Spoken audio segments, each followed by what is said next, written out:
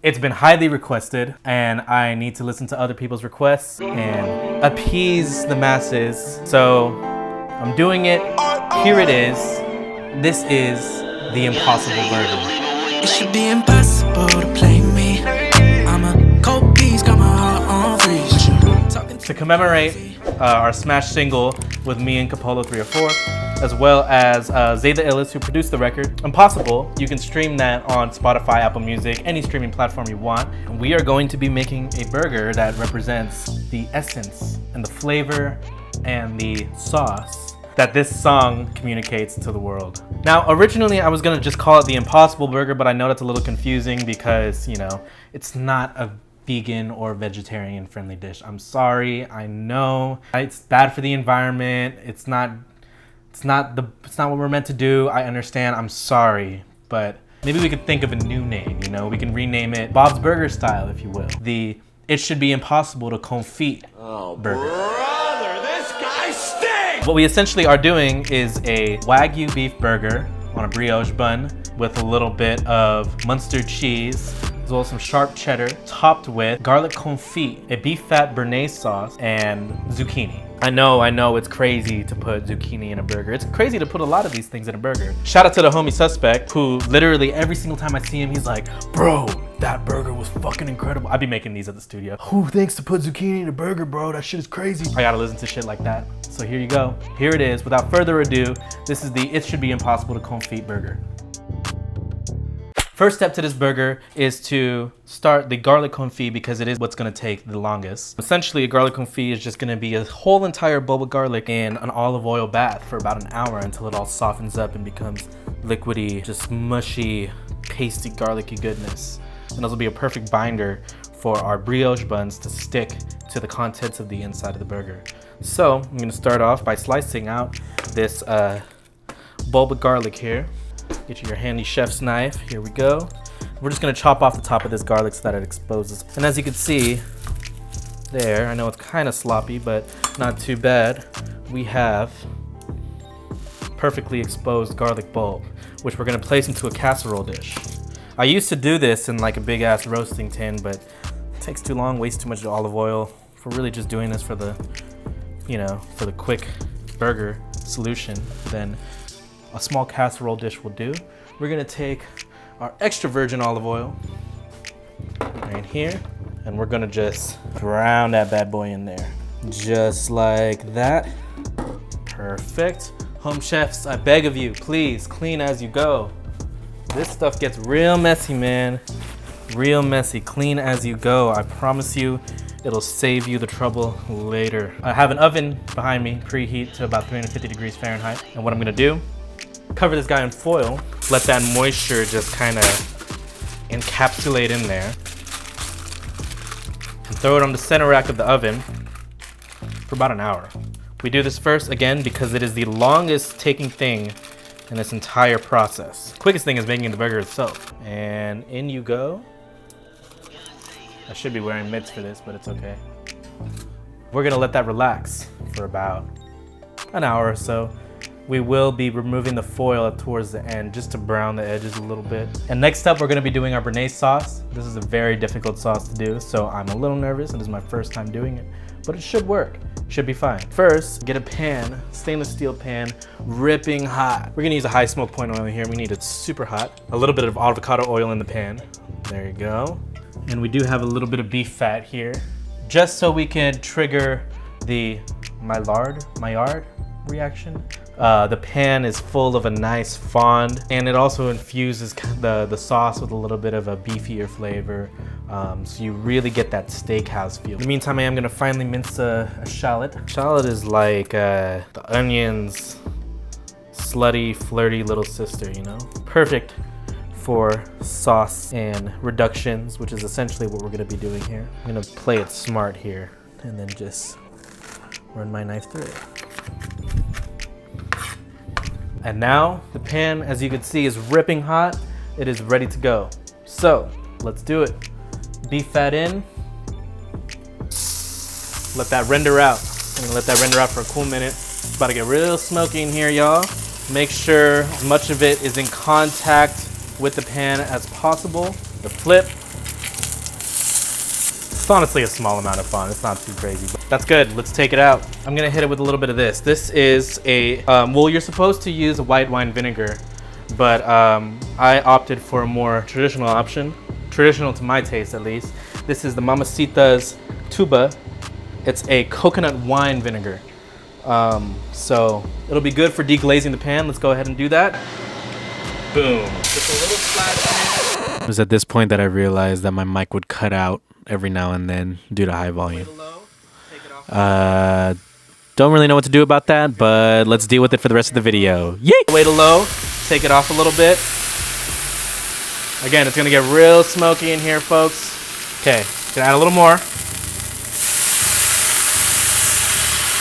We're gonna take our finely minced shallots and throw them in there and let those sweat a little bit while that vinegar, coconut wine vinegar, reduces. I'm gonna take my spatula and just scrape off more of those extra meat bits off of this, and pretty soon this is gonna turn into a nice little reduction. While that's reducing, let's grab some tarragon. Tarragon is what's usually used in the Bernaise sauce. Kind of crumple these on top of each other and then run our knife through it. Let's actually grab one more sprig of this, and that's gonna go in here. Now if we take a look at our reduction, as you can see, it really thickened up there. So I'm gonna remove the tarragon. It's going there for now. I'm gonna let this chill out for about 10 minutes. So for our Bernaise sauce, what I'm gonna do, take out the egg yolks, or I should say take out the egg whites from the yolks on these heirloom eggs. These are super cool because the yolks are pretty much like this deep orange. It's kind of crazy. Just crack them. Carefully drain out the white until it's just a yolk left. Excellent. Excellent. Close enough. Let's go ahead and drop the yolk in here. Boom. Number 2, one's thick, and then drop the yolk in there. What we essentially have to do is let these eggs temper. The way we're gonna do that is I'm gonna keep a pot of steamy water, and I'm going to kind of use it to balance between cold and hot. We're gonna at least take it slow first. Slowly drop our reduction in here. Just to activate that yolk. Activate is not the right term. We're not activating shit, but we're at least emulsifying the yolk. All right, let's get a little more in there. The egg cooks, then it's gonna scramble 1 tablespoon at a time. Gonna add some ghee, clarified butter. Boom. This is still cold. Let's go ahead and heat it up a little bit, and then bring it off the heat. A little bit more to melt it. The earliest stages are the hardest part with this. Once it starts to further incorporate, it'll just kind of be a little bit easier to mix through. Taste test. Pretty fucking close. Holy crap. Tarragon that I am gonna drop in here as well. Also, a little bit of lemon. Slice that bad boy open. In you go.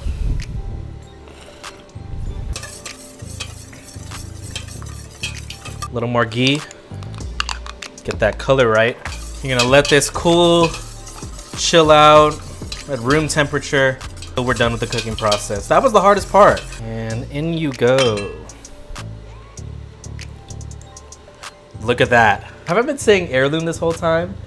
The heritage eggs make it look super orange in comparison to what you'd normally find on like a hollandaise or Bernaise.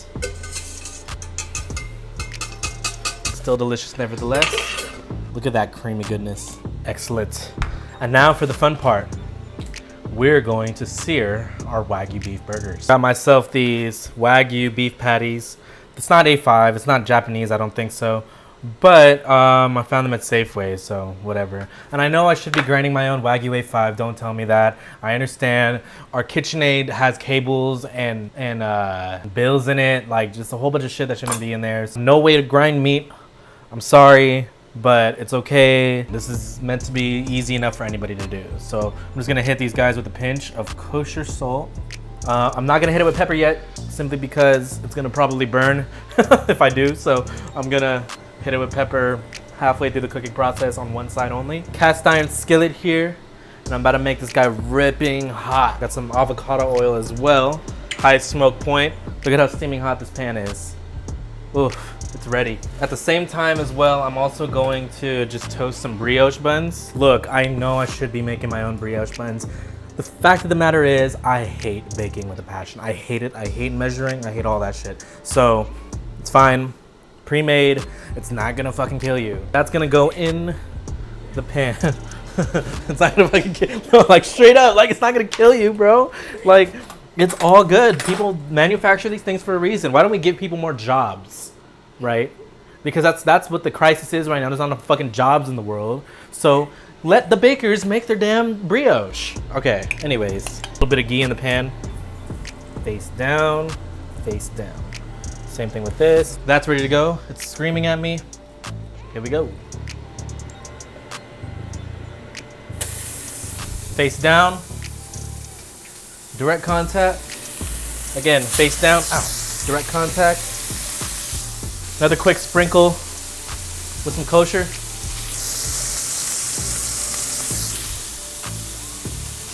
We're gonna let that go for 3 minutes on that side, maybe less, because it is kind of thin.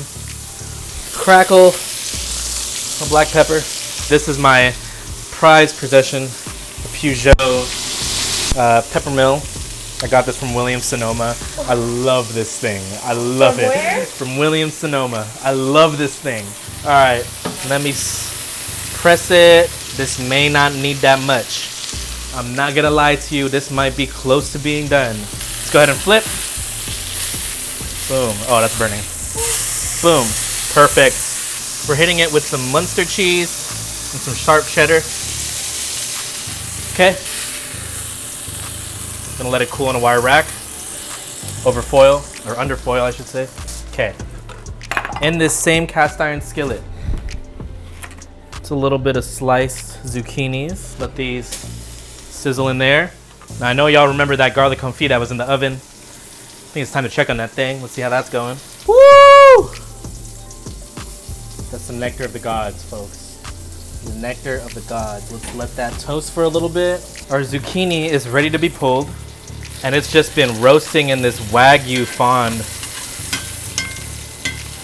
infusing it with flavor. Absolutely delicious. Let's pull out the confit.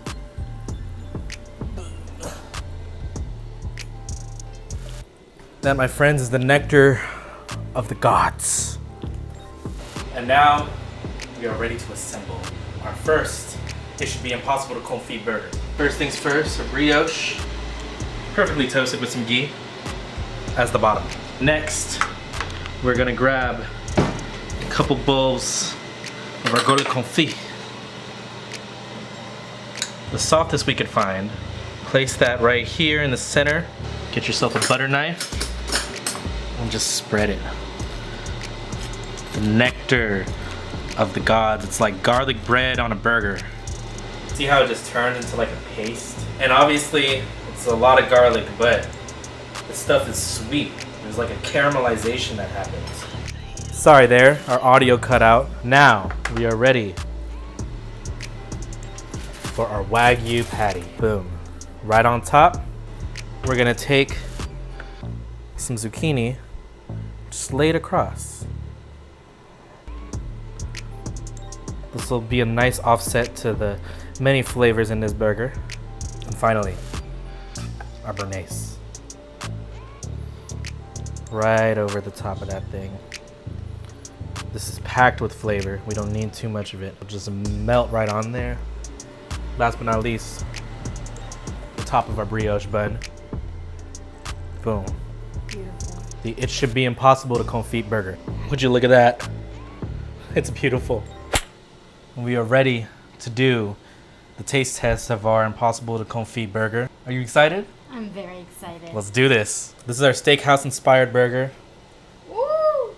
in honor of the Impossible single by me and Capolow 304. Shout out Zeta Ellis. Ready? Set, go.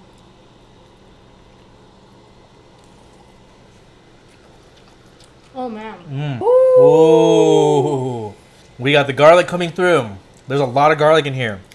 The Bernaise sauce just coats and melts on top of the burger like a steakhouse would. There's a nice crust on the Wagyu patty. You know, we have a combination of two different cheeses, one that's more mild, one that's sharper. Obviously, the zucchini just sweetens it up a little bit. Yeah, the brioche, perfect. I like that on my burger. You can taste the crust on the Wagyu, like he mentioned. And I like the Bernaise. Because I feel like it has this, like, because there's lemon in it, right? It has, like, a really quick, like, kick of, like, acidity. Yeah. Like, quick. It's super quick. And it's not too heavy because it just, like, it melts in your mouth because of the ghee. Like, there's so much happening in one bite. Yeah. There's so much happening in one bite. Well, that, ladies and gentlemen, and neither or both, is the It Should Be Impossible to Confit burger. Remember to like, comment, and subscribe. Do whatever you got to do if you want to, you know, show some love. And be sure to stream the single as well, Impossible by me and Capolow, produced by Zeta Illis, on all streaming platforms now. And if you happen to just try this recipe out for yourself, go ahead and do that. Tag me in it. Show me. Post it. Let it be known to the world. It should be impossible to confit. It should be impossible to confit. I'm a cold piece, got my heart on freeze. Talking to me crazy. What I got ain't free, but it costs a bit. You ain't no obstacle. But fucking with me, you gon' have to loosen up and keep it on the low. Everybody wanna question who the hell you been flexing on your phone. It's your mind of business. I don't talk about it, I be superstitious. I don't break trust, no, I don't break tradition. Every time it's just us, I be feeling like they listen. They just wanna take my